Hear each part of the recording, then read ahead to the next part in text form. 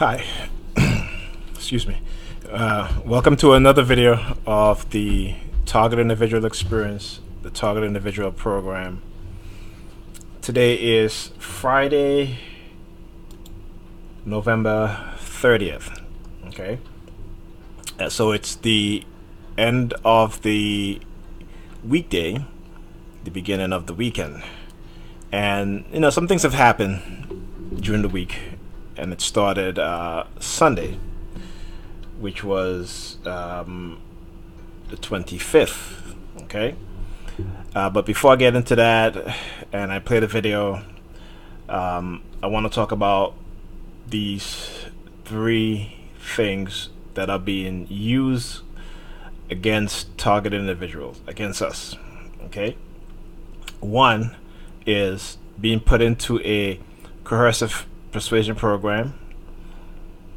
Two, within the coercive persuasion program, the use of these 7 tactics. Okay, and here on the website psychologicalharassment.com,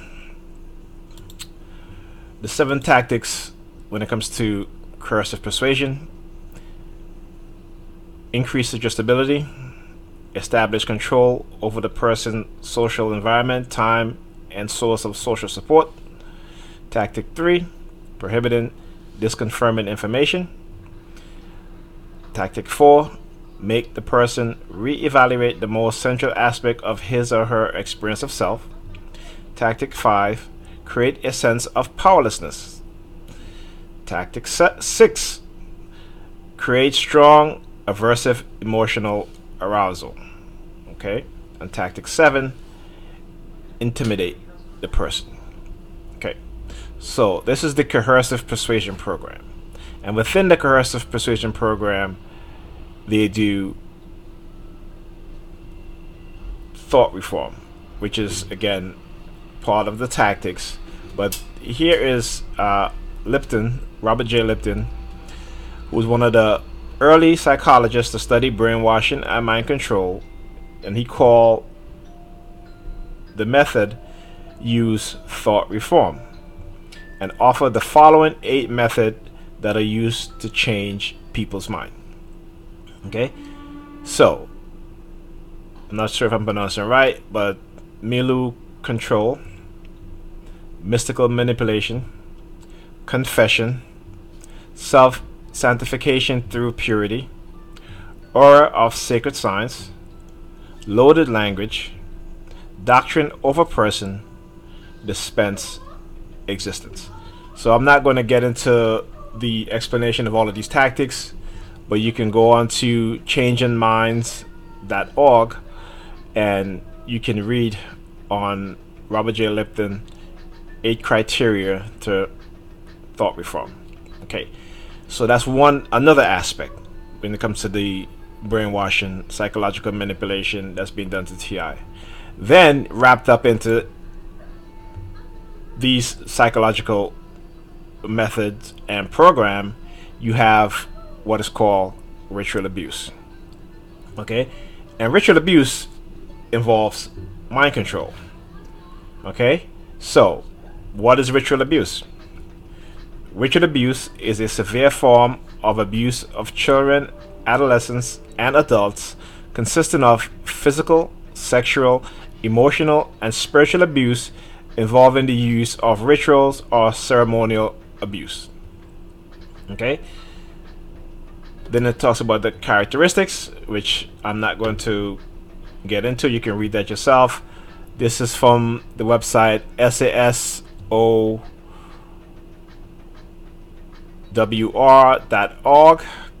Okay, if you can Google ritual abuse, look for the ritual abuse with the PDF in brackets in front of it. Click on it, you'll open up the PDF file, and talks about ritual abuse. Now also in ritual abuse, they tell you that mind control is the cornerstone of ritual abuse. It is a tool used to silence and indoctrinate uncritical acceptance, in parentheses, the victim. So it's used to silence and indoctrinate the victims. Mind-altering drugs are often used in order to gain compliance. Again, if you're a TI, a target individual, early on in your targeting, you will have the experience of being drugs, and you will know it. Okay, or being drugged, and you will know it. Okay. It is about ensuring conformity, restrict free will, behavior control, and create altered belief system which revolves around cult principles and beliefs. Okay, cults impose a variety of techniques, beginning with conditioning, which is conducive to indoctrination, from physical, emotional, cognitive. Okay, and again, if you read all of these criterias and these tactics, they all sound familiar with each other, right? So whether we're talking about coercive mind control programs or coercive persuasion program, thought reform program or mind control program, these are just different names, and they may have different things, but the underlying basis, okay, the foundation for these mind control tactics are all the same. Okay, so elements of cult: indoctrination, isolation of the victim, and manipulation of their environment. Okay, when you look at coercive mind control, right, or coercive persuasion, right, what do? They establish control over the person's social environment. They prohibit disconfirming information. Okay, and again, go back to ritual abuse, which isolate and manipulate, isolation and manipulation of the victim's environment, control over channels of communication and information. Okay, degradation and diminution. I said it properly, but I can't say it right now. The diminution of the self. Okay, introduction of uncertainties, fears, and confusion, with cult-defined happiness and certainty gained through surrender to the group rituals and indoctrination. And I can go on and on, but you guys can read this for yourself. These are very important things that as a TI you must understand, you must learn about, you must try to ingrain these things in your mind so that you know exactly what's being done to you. Okay, all right, so let's go to the videos, because I got videos coming. Okay, and again, showing the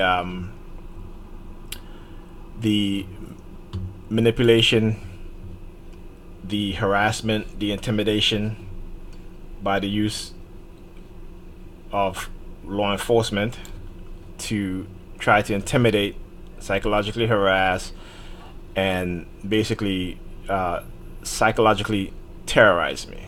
Okay,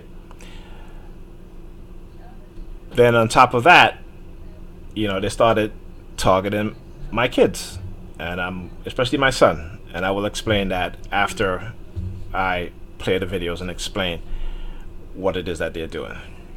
Okay, all right, so last weekend was my weekend with the kids. So the kids spent the weekend at my house. My eldest son came down to spend the weekend. Okay, and I took my two youngest with me home to spend the weekend.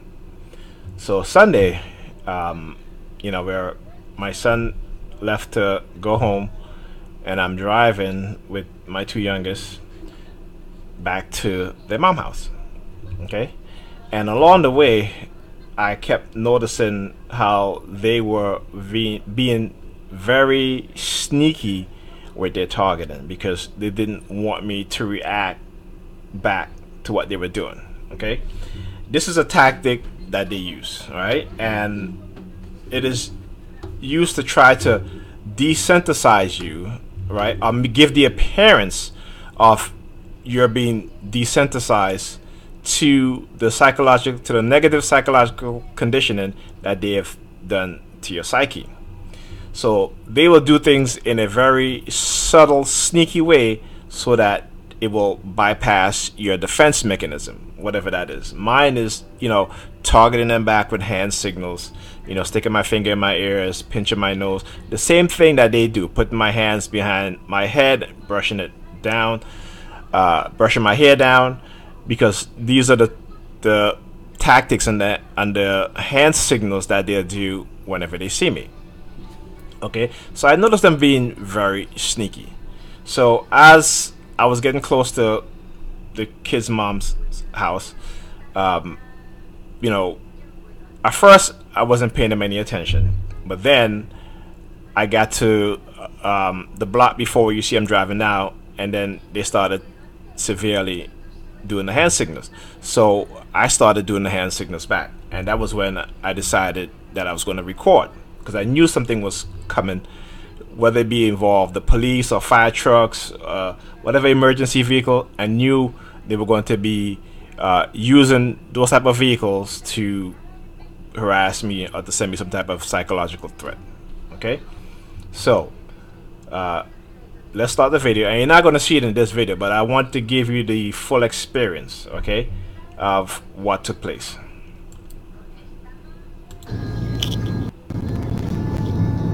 And I'm going to turn the sound off for copyright reasons, because I don't want my video to be flagged for copyright violation.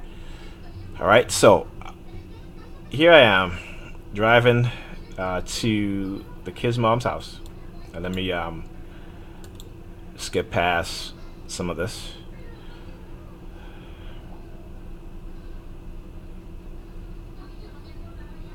Also on my way there, again, a lot of gray cars. They're using the color gray, okay, and again, it doesn't trigger anything, but I know it's being used as a trigger because of something that they have basically built into my subconscious. Okay, so whatever anchor they built, okay, again, me turning that negative to a positive whenever I see they use multiple cars with the same color or variations of the same color frequently. And remember what I said, when things are being done frequently in front of you, it is a form of conditioning, right? Whether it be positive or negative, it is a form of conditioning. You guys gotta understand that. Okay, so let's go. So again, turning on to her block. I was trying to get parking, and I couldn't fit into that parking space. Okay, so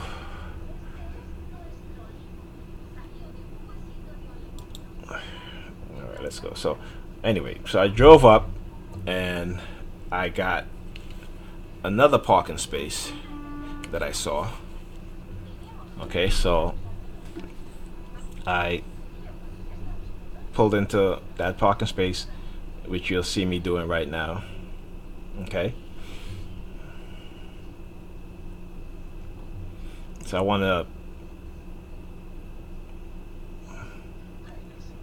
just, like I said, just show you guys the full experience of what it is that I go through. So got to the parking space. Okay, that's me. I'm pulling into the parking space now. Okay,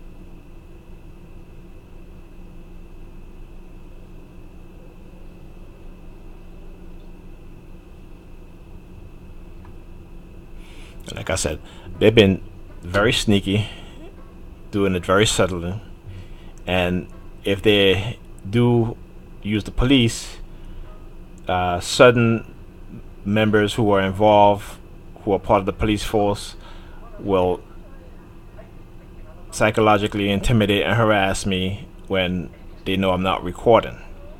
And you'll see here that here I am, okay, pulled into the parking space, okay, and I'm gonna go to the next video. Okay, now turn the car engine off, turn off the lights, and I'm telling the kids, okay, unbuckle your seatbelt and let's go. And okay, and sure enough, the police shows up. So look at that. Look who's coming. As soon as I got parking, look who's coming up here on the wrong side. Is there an issue here? Okay, let me just pause this for a minute.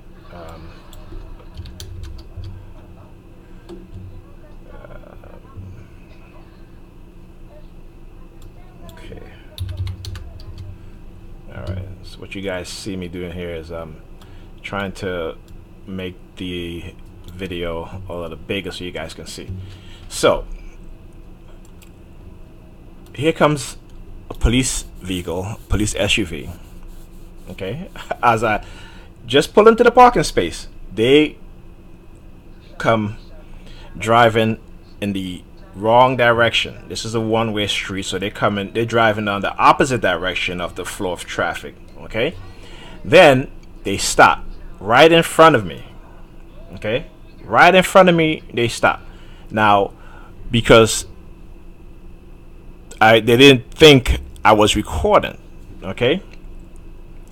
But the minute that I saw them coming up the block, I took my phone and I hit the record button, okay? But I held the phone down so they wouldn't see it, because I know that if I held it up and they saw it, they would have just drove past, right? Because I was hoping that they would get out their vehicle and approach me. But, you know, you'll see that when I raised the phone up and they saw that I was recording, they drove off. Okay, so let me go back to the beginning when I started recording. So look at that. Look So they come, here they come. Right coming now, up here. They stop. On the wrong side. Is there an issue here? They're stopped. Okay, they're looking at me. Look at them. Now, you see the phone goes up. The phone is going up. Now they see the phone recording. Now they drove off, right? NYPD vehicle. Now they drove off. Okay. When they saw the camera on my phone, so they know they were being recorded, then they drove off. All right. Now this was Sunday night. Monday morning, driving the kids to school.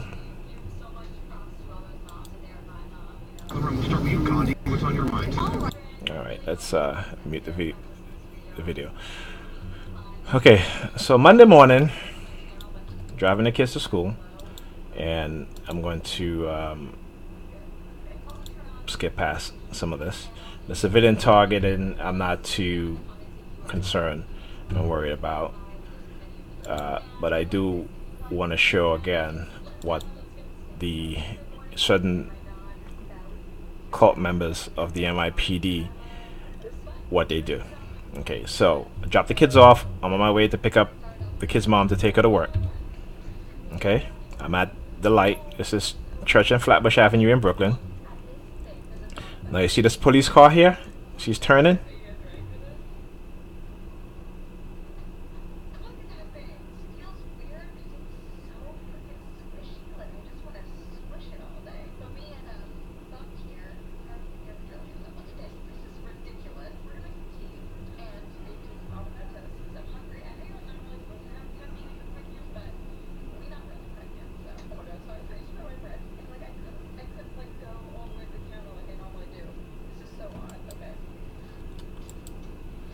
Okay. So the police car just turned. Okay. Now, when this light change and I approach the next light, which I have to turn because that's the block that she lives on, you'll see them make a U-turn. Oh, too far. Okay, so the light change and I'm approaching more tense, and you see them making a U-turn.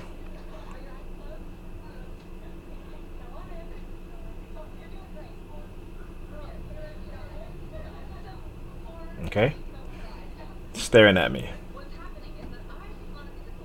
Okay, so again, showing examples of how they use the NYPD to try to intimidate and harass me. Okay,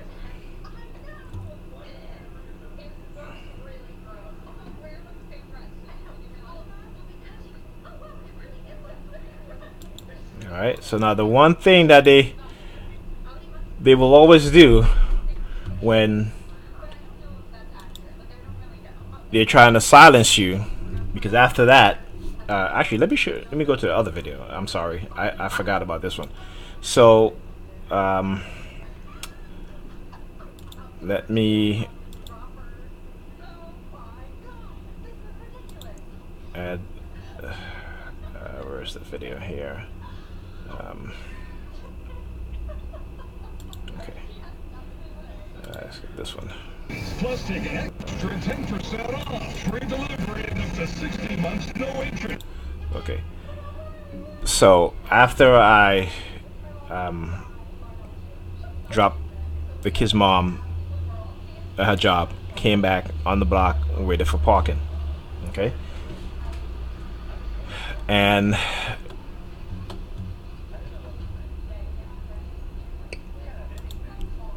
if you guys been listening to my videos or to my show on Talk Show, I talked about how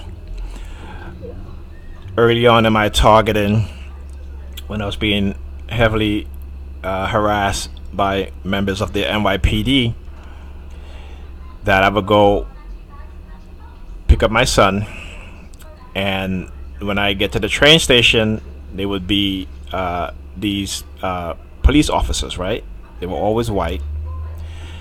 Maybe once or twice, you know, it might have been a black police officer, but he never do the action which I'm about to describe. Only the white officers were doing this. So every other week I go pick up my son, I get to the train station, and I'm either going up or coming down in the train station, or on the train station if it's an above platform train, and there will be at least 2 police officers, white police officers, okay, on the stairs. And see, and they do this because they were hiding what they were doing from some members of the public. Okay, so every time I would walk up the stairs and they were on the stairs, they would look at me and look at their watch, and they would look at me again. And this happened for about maybe 2 years. And every time I go pick up my son or drop him off, they would do this. And then they stop. Okay, remember when I talk about things being done repeatedly in front of you, that it is a form of conditioning. So they stopped doing that eventually, and then I would get on the train to go to work, and people would walk up to me. Now they will bypass everybody else on the train. Okay, they will come in from one end of the train, walk over to me, bypassing everybody else, to ask me what time it is. And again, this was being done frequently. Okay, so what you see here in this video with the police vehicle Sunday night, the police vehicle Monday morning making the U-turn as I approach Martens, which is the block that the kid's mom live on, and then dropping her to work, okay, with the civilians targeting me. But when I got on the block, I started recording because they were one person who they were using to target me as I waited, okay? And it was raining, and you see the car in front of me, and you see how the car door is open. Now it's raining, okay? And it was raining for quite some time, and this individual kept walking back and forth, and I was like, okay, yeah, they're using him to target me. And this is what I'm talking about when I just explained that story to you. This is neurolinguistic programming at work, okay? So watch what happens. Okay, I'm not gonna fast forward because I don't want to miss any part. I don't want to, skip past it. So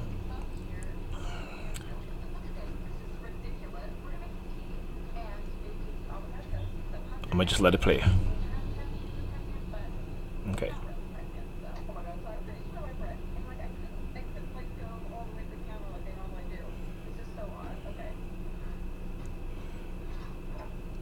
So here he comes. He pinches his nose.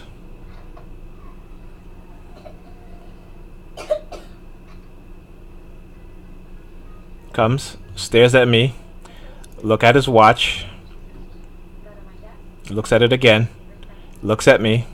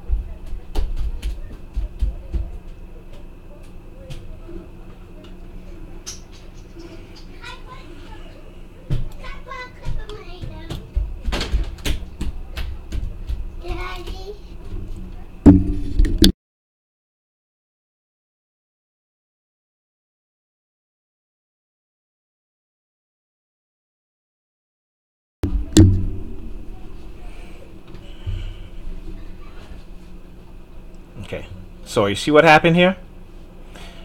The black vehicle drove up and pressed on the brakes, then he closes his door. Okay?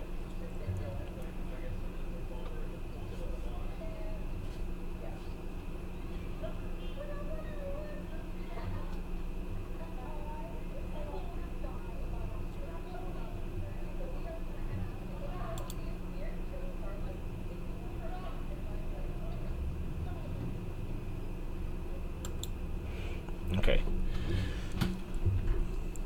So, what you just saw and what I just explained to you is the use of what is called neuro-linguistic programming, or DOC NLP. Okay? And if you don't know what DOC NLP is, I suggest that you read this book called Mind Control Language Patterns by Dante. Jones. Okay, let's see if I can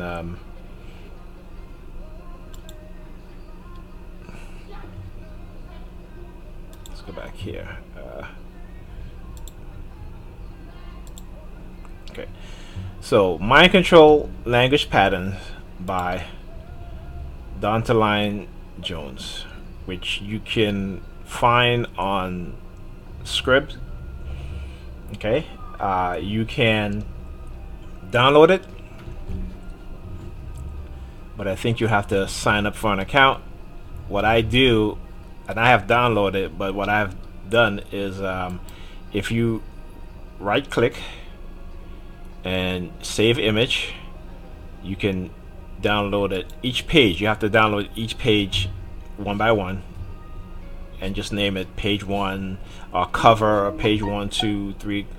It's 242 pages. Okay, so mind control language patterns are spoken phrases that can act as triggers to the people who hear them. In short, they influence and control how we respond and cause us to be influenced to do things without our knowing. These language patterns are not fantasies, but are based on documented use that comes from psychology, hypnosis, neurolinguistic programming, and studies of human behavior. Mind control language patterns can be used to help and hurt. Okay? One can use mind control language patterns to create positive and lasting change in people, as well as feelings of trust, love, and affection. They can also be used to induce amnesia, fear, insecurities, and doubt. These types of patterns are what we call dark pattern, hence the term dark NLP. He goes on to say, I have seen the results of these dark and destructive language patterns. They are devious because most people don't even know they've happened. They live life half-heartedly with no purpose because someone meant to hurt them. If you know of anyone using these mind control language patterns to injure you, you have every right to act and stop them. Okay? This is what this author is saying. Okay?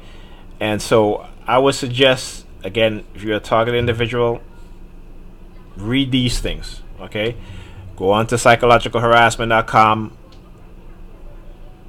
You know, wealth of information in there about the stuff that's been done to you. The ritual abuse PDF. Okay? The website is www.sasowr.org. Robert J. Lifton, 8 Criteria on Thought Reform. Okay, you can find this at changingminds.org. And I'm going to put the link in the description in the bottom of this video. And Mind Control Language Pattern, which is a very important book for TIs to read. Also, www.newworldwar.org. Okay, very good site if you're a target individuals.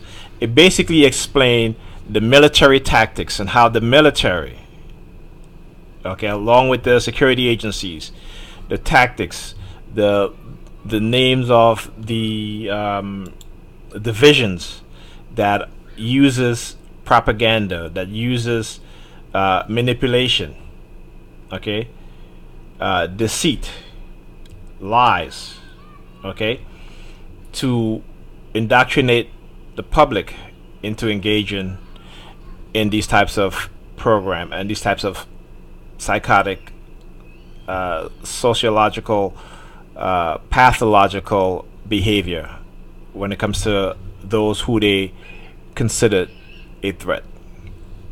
Okay, he also has a PDF called the Hidden Evil PDF, Let me see if I can. Let me pull it up.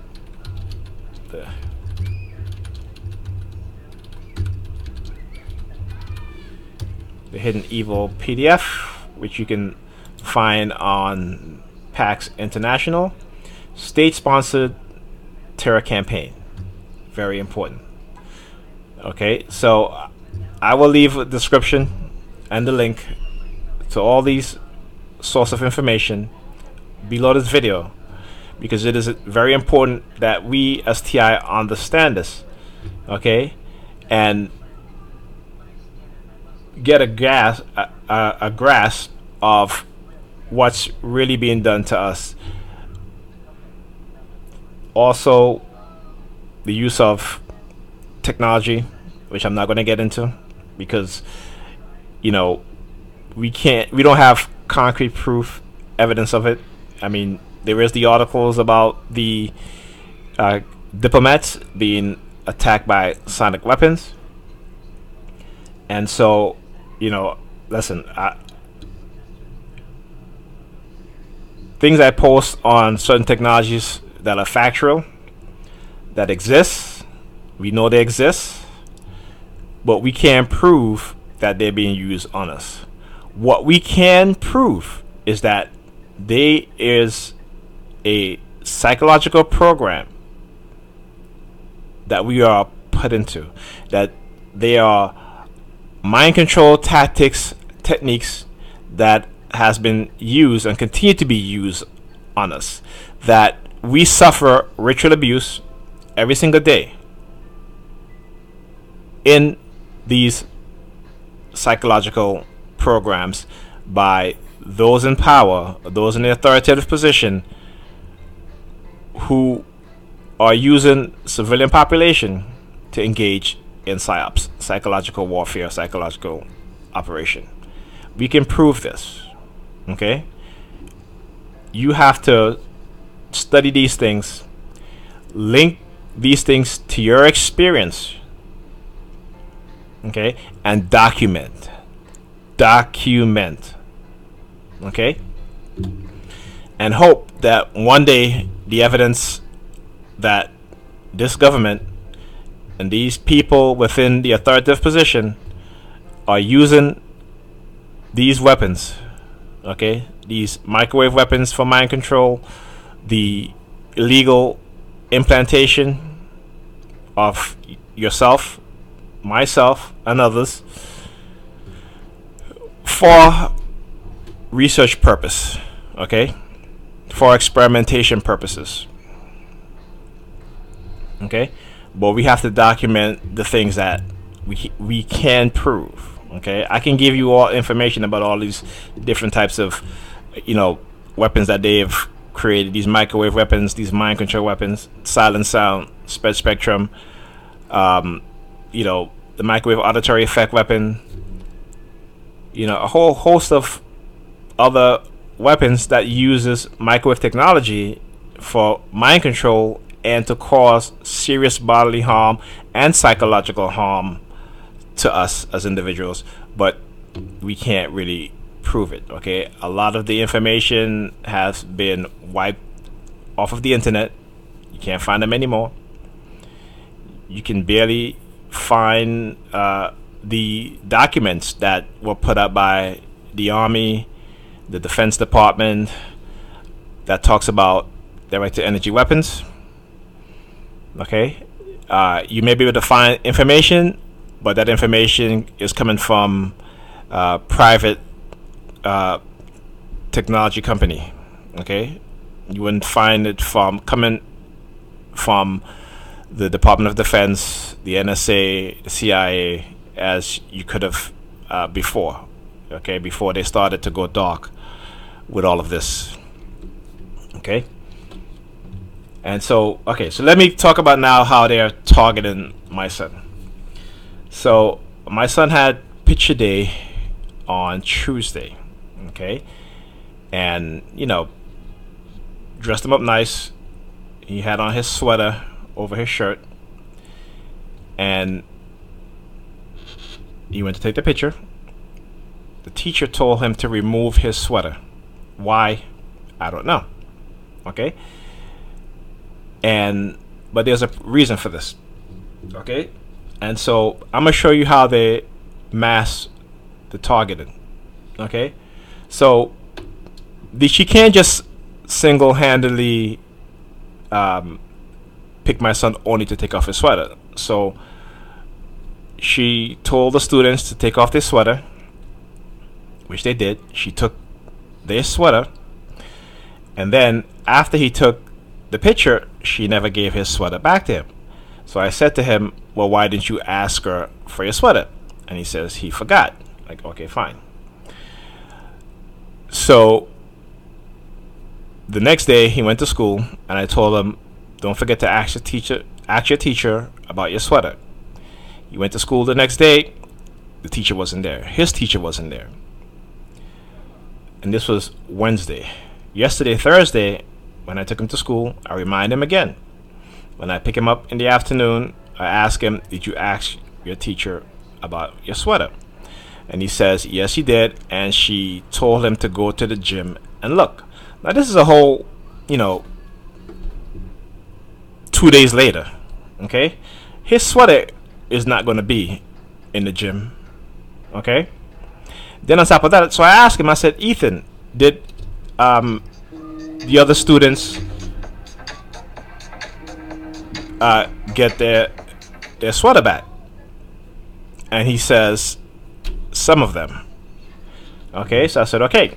So today I asked him again. I said, Ethan, did the other students who didn't get their sweater, do they have their sweater now? Did they get the sweater now? He said yes. I said, all of them? He said yes. So I said, okay, so you're the only one who did not get their sweater back. And he says, yes, Daddy. I'm the only one in the class that did not get his sweater back. Okay, so you see how this works? See what they're doing? Okay, so because this morning I was going to go speak to the teacher, but they ran what I call interference.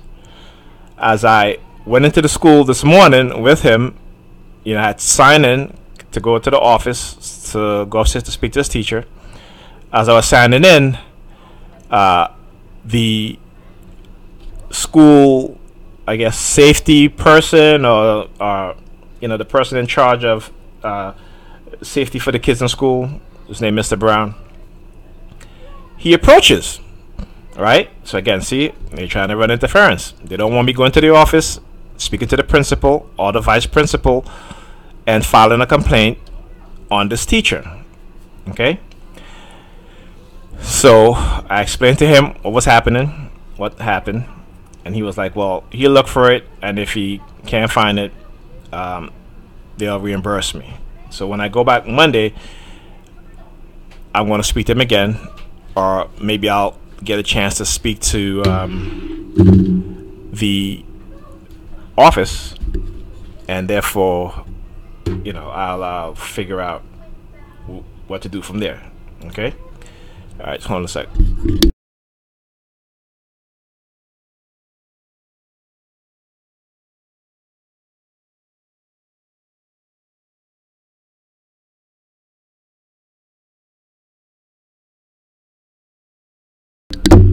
Okay, so when I go Monday, like I said, if I see him, I'll talk to him about reimbursing me for my son's sweater.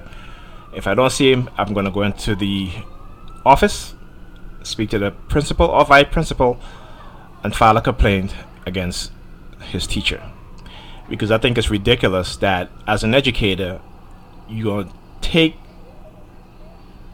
my son's sweater. Everybody else, every other kid in this class gets their sweater back, but my son is the only one that doesn't get his sweater back. Okay? And again, I know their masking technique. I know what they're trying to do. And that's why, like I said, as a TI, we have to do videos like this to expose them for what they're doing. Okay? We have to expose them, because if I don't say anything, they will do it again and again, more frequently. at least when I say something, they, for some reason, start to behave themselves and stop the nonsense. Okay, until maybe 2 months later when they decide that they're gonna take something of his again or take something of mine.